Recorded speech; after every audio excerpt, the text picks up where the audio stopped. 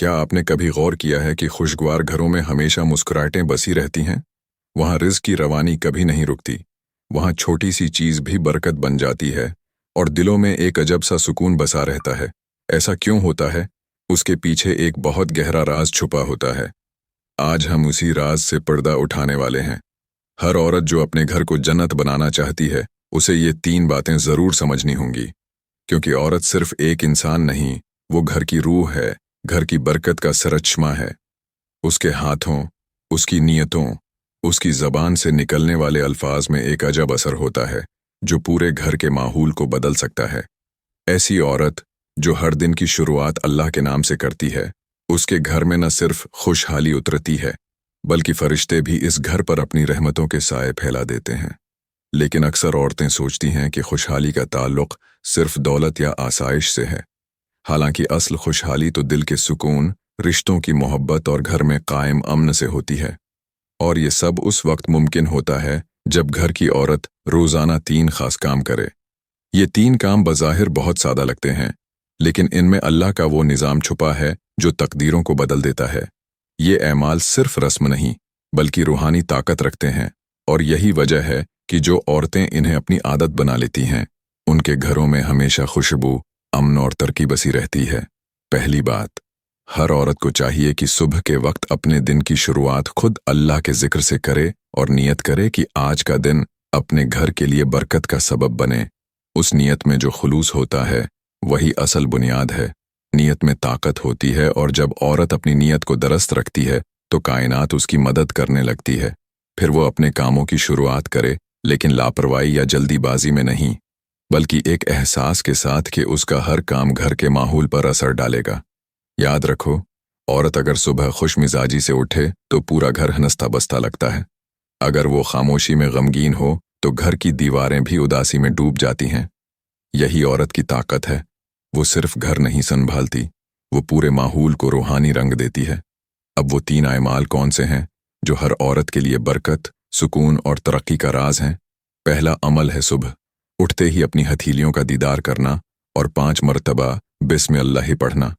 یہ عمل اتنا طاقتور ہے کہ اس سے پورے دن کی فضا بدل جاتی ہے، کیونکہ نبی صلی اللہ علیہ وسلم نے فرمایا کہ انسان کی ہتھیلی میں رزق، برکت اور نصیب کے نشان ہوتے ہیں۔ جب عورت اپنی ہتھیلی دیکھ کر بسم اللہ پڑھتی ہے تو وہ در حقیقت اپنے دن کو اللہ کے سپرد کر دیتی ہے۔ جس گھر کی عورت صبح اٹھتے ہی اپنی ہتھیلیوں کا دیدار کرتی ہے اور 5 مرتبہ بسم اللہ پڑھتی ہے، اس گھر میں کبھی نحوست داخل نہیں ہو سکتی، کیونکہ بسم اللہ ہے وہ کنجی ہے جو ہر دروازہ کھول دیتی ہے، ہر مشکل آسان کر دیتی ہے اور ہر پریشانی کو رحمت میں بدل دیتی ہے۔ غور کرو، جب کوئی عورت آنکھ کھولتے ہی سب سے پہلے اپنے رب کا نام لے تو وہ در حقیقت اپنے دن کو پاکیزگی کے حصار میں لے آتی ہے۔ ایسی عورتوں کا چہرہ پورا دن نور سے دمکتا رہتا ہے۔ ان کے قدم جہاں پڑتے ہیں وہاں رحمت اترتی ہے، اور سب سے اہم بات، ان کے ہر کام میں برکت محسوس ہوتی ہے، خواہ وہ کھانا پکانا ہو یا بچوں کو سنبھالنا، خواہ گھر کی صفائی ہو یا شوہر کے کام میں مدد، ہر چیز میں عجب سی کامیابی جھلکتی ہے۔ یہ بات صرف روایت نہیں بلکہ تجربہ بھی ہے۔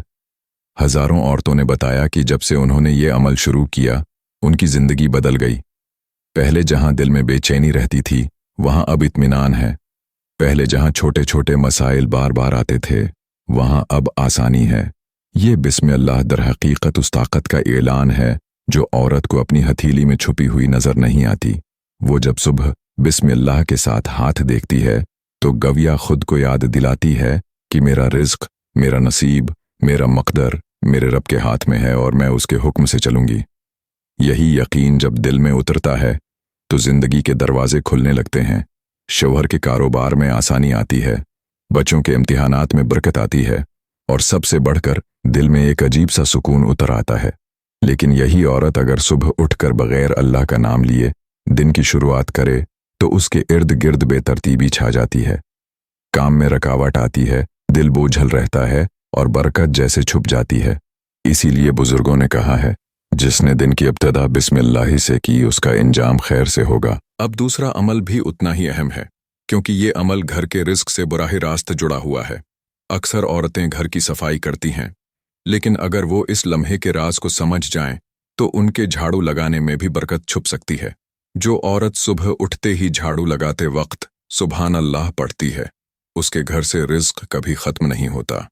झाड़ू लगाना बज़ाहिर एक आम काम है, मगर हकीकत में यह एक रूहानी सफाई भी है। जब आप अपने घर से गर्द व गुबार साफ करती हैं और साथ साथ सुभान अल्लाह ही कहती हैं, तो आप सिर्फ मिट्टी नहीं हटा रही होते, आप अपने घर की फ़ज़ा से मनफी तवानाई, गम, परेशानी और तंगदस्ती के असरात भी मिटा देती हैं।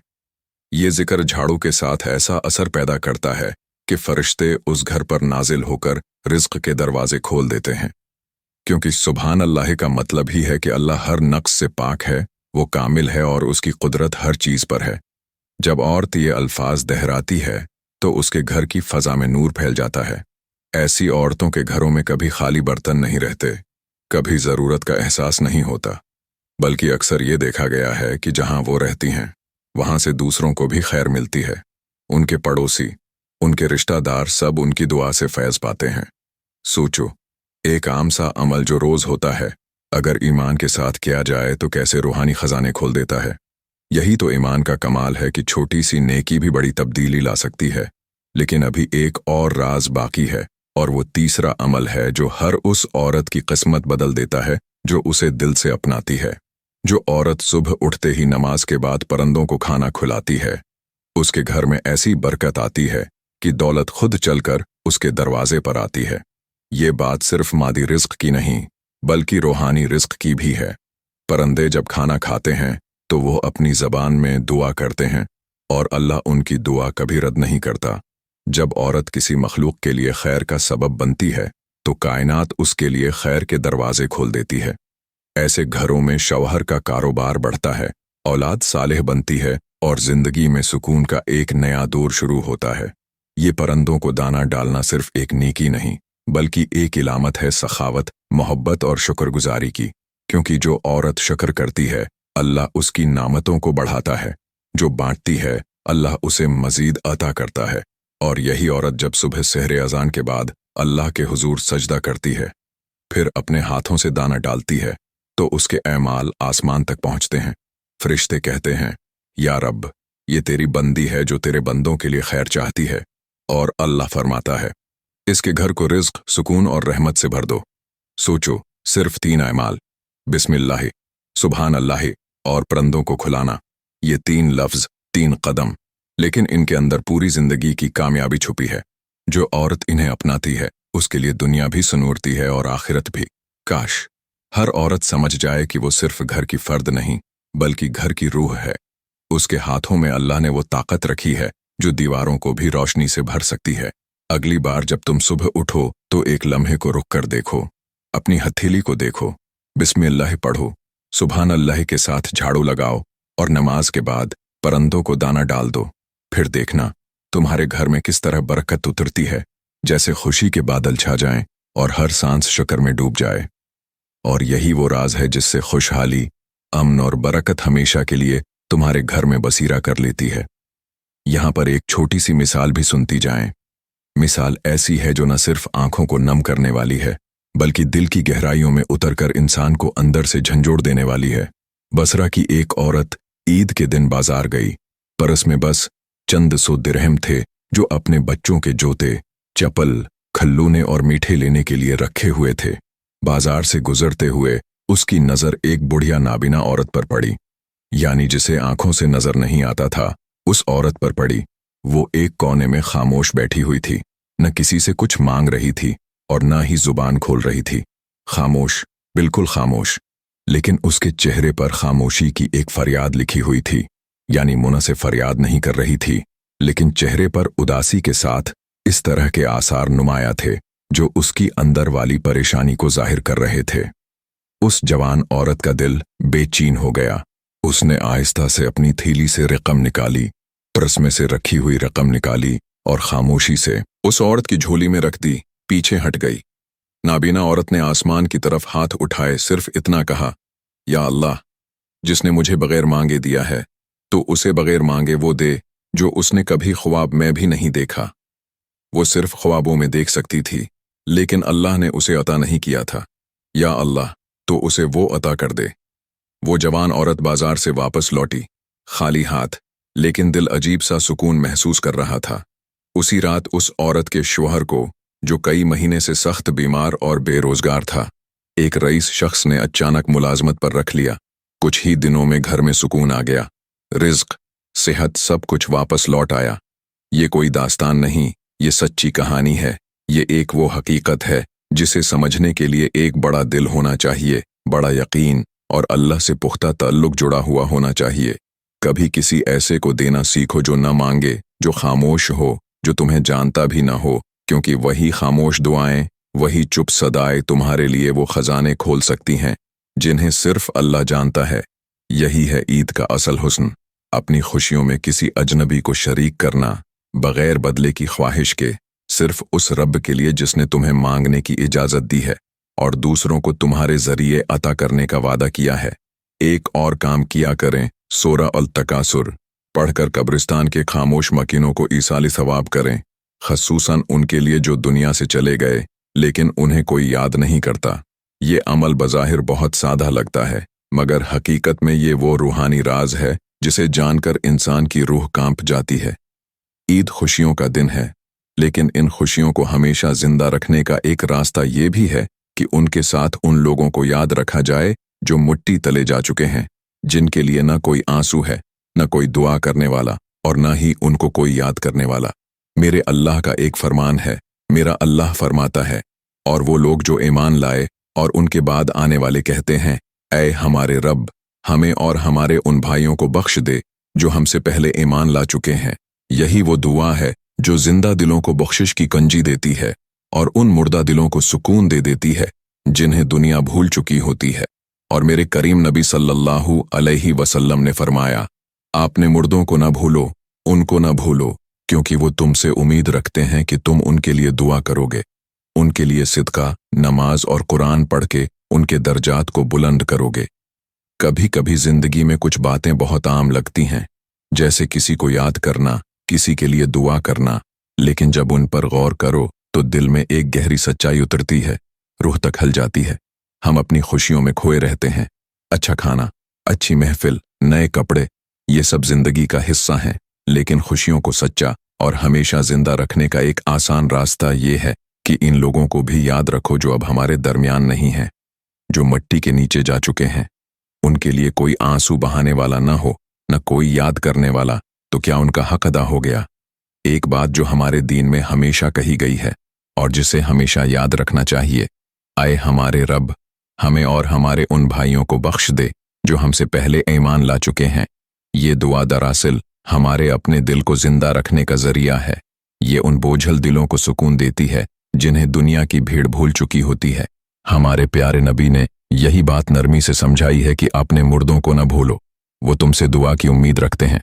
उनके लिए छोटा सा सिदका, एक नेकी का अमल या कुछ पढ़कर उनको भेज देना उनके दर्जात को बुलंद करता है। जरा सोचो, एक छोटी सी कहानी जो अक्सर दिल को छू जाती है। बगदाद की एक लड़की हर साल ईद के दिन कब्रिस्तान जाया करती थी। उसकी माँ कहती, बेटी, सब ईद की खुशियां मना रहे हैं, तुम हर बार इन कब्रों पर क्यों जाती हो? लड़की का जवाब बहुत मानीखीज होता था, माँ, सबको तो कोई ना कोई याद करता है, मगर ये कब्रें ऐसे घर हैं जिनके दरवाजे कभी नहीं खुलते, जहां कोई मेहमान नहीं आता। अगर मैं वहां जाकर कुछ पढ़ न लूं तो ये मिट्टी गवाही देगी कि हम जिंदा रहने वालों ने उन्हें भला दिया। ये एक मिसाल है कि जब हम किसी भूले हुए को याद करते हैं तो दरअसल हम अपनी ही जिंदगी को मानी दे रहे होते हैं।